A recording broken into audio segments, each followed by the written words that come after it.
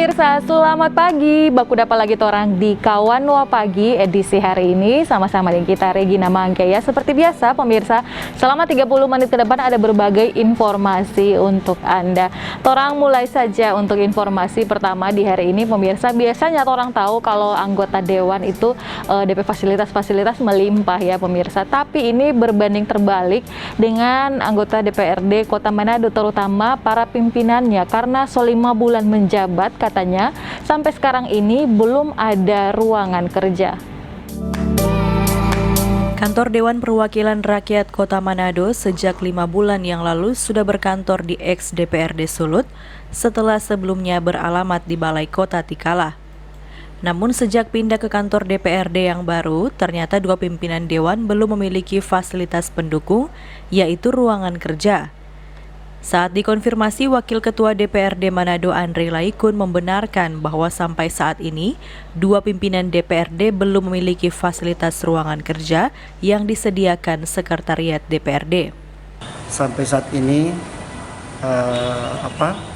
ruangan pimpinan Dewan belum ada di kantor Dewan yang baru ini. Tapi bukan berarti tidak disediakan tempat untuk pimpinan Dewan.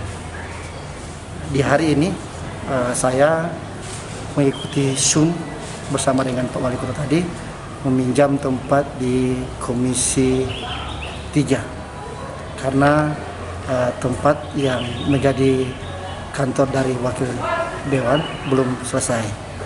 Memang sudah kurang lebih 5 bulan kami tidak mempunyai kantor untuk melaksanakan kegiatan administrasi.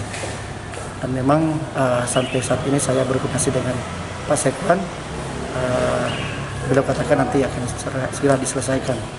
Karena memang sudah ada gerakan-gerakan untuk menyelesaikan kantor yang merupakan kantor dari pimpinan Dewan. Diketahui dua pimpinan DPRD yang belum mendapatkan ruangan kerja adalah Norce Van Bone dan Andre Laikun. Keduanya kini sementara memakai ruang kerja komisi.